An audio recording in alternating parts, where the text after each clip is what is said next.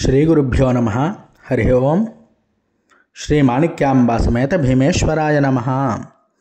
ఇప్పుడు మనం చూస్తున్నటువంటి నక్షత్ర పాదలింగం ఏమిటి భీమఖండంలో అంటే అండి, జ్యేష్ఠ నక్షత్రం 4వ పాదం.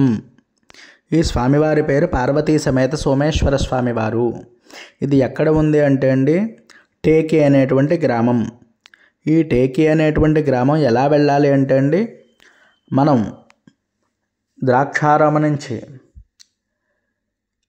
తాళ్లపొలం అనేటువంటి గ్రామం మీదుగా మనం వెళ్ళినట్లయితే టేకే అనేటువంటి గ్రామం చేరుకోవచ్చండి. అక్కడైతే ఈ దేవాలయం అయితే ఉండడం జరిగింది.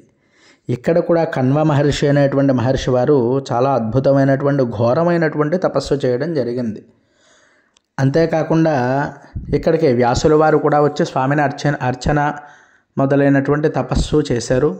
ఇక్కడ మరి గౌతమి నదీ తీరాన్ని ఉంది కాబట్టి ఈ క్షేత్రం కూడా చాలా ప్రసిద్ధిగా ఉన్నటువంటిది. అంతేకాకుండా ఇక్కడికి అనేకమైనటువంటి మహర్షులు కూడా వచ్చి స్వామివారిని ఆరాధన అయితే చేశారండి. అంతేకాకుండా జ్యేష్ఠ నక్షత్రం 4వ పాదం. ఈ 4వ పాదం ఈ జ్యేష్ఠ నక్షత్రానికి అధిష్టాన దేవత ఇంద్రుడు. ఇక్కడికి వచ్చేటప్పటికి వృశ్చిక రాశిలోకి వస్తుంది మనకు ఈ యొక్క రాశి అయితే.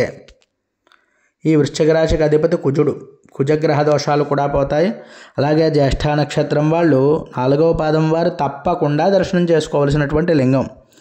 అంతేకాకుండా ఒక విషయం అయితే చెప్పాలండి, సాధారణంగా ఈ వివాహ పొంతనలు జాతకాలు చూసుకునేటప్పుడు, అమ్మాయిని చూసుకునేటప్పుడు అబ్బాయిలు అయితే ఈ యొక్క జ్యేష్ఠ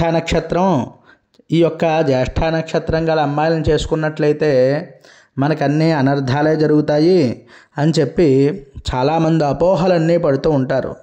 ఇలాంటి అపోహలన్నీ కూడా శాస్త్రంలో ఎక్కడా చెప్పబడలేదు. ఎందువల్ల అంటే 27 నక్షత్రాల్లో కూడా ఇది కూడా సామాన్యమైనటువంటి నక్షత్రం.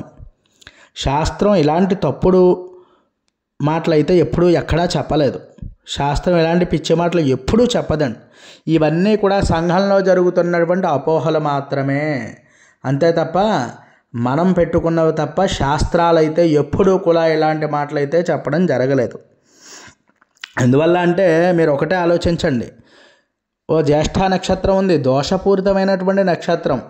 దానికి ఏం చేయాలి అంటే శాంతి చేసుకోవాలి. శాంతి చేసుకుంటే ఆ యొక్క దోషం అయితే పరిహారం అవుతుంది. అంతేకాకుండా సాధారణంగా ఇప్పుడు జరుగుతున్నటువంటి మాధ్యమాల్లో ప్రచారం అంతా ఏముందండి, ఈ జ్యేష్ఠ నక్షత్రం వాళ్ళని కన్యను ఎవరినైనా కోడలుగా తెచ్చుకుంటే ఆ బావగారు ఎవరైతే ఉంటారో వాళ్ళు చచ్చిపోతారు, పెద్ద కుమారుడు చచ్చిపోతాడు. ఇలాంటివన్నీ కూడా చాలా దారుణంగా అయితే దుష్ప్రచారాలు జరుగుతున్నాయి. అవన్నీ కూడా తప్పండి. మనం అలాంటి తప్పుడు అపోహలు అయితే పెట్టుకోవద్దు. ఇది కూడా సామాన్యమైనటువంటి నక్షత్రమే. జాతకాలు అయితే చూసుకోండి, బాగుంటే తప్పకుండా ఇది ఎదరగా వెళ్ళొచ్చు. అంతే తప్ప ఆ నక్షత్రం వల్ల వీళ్ళు పుట్టారు అంటే వాళ్ళు చచ్చిపోతారు అనడం అనేది చాలా మూర్ఖత్వం. అదన్నీ కూడా శాస్త్రాలు చెప్పలేదు. అందువల్ల అందరూ కూడా గమనించండి. మనకి నక్షత్ర పాదలింగాల్లో చాలా గొప్ప లింగం అండి జ్యేష్ఠ నక్షత్రం 4వ పాదం వారు. ఈ యొక్క సోమేశ్వర స్వామి వారిని తప్పక దర్శనం చేసుకోండి. మన ఛానల్ సబ్స్క్రైబ్ చేయండి, లైక్ చేయండి, కామెంట్ చేయండి. మరి ఈ నక్షత్రం వారు ఎవరైతే ఉన్నారో వారికి తప్పకుండా ఈ యొక్క వీడియో పంపండి. హరి ఓం తత్సత్.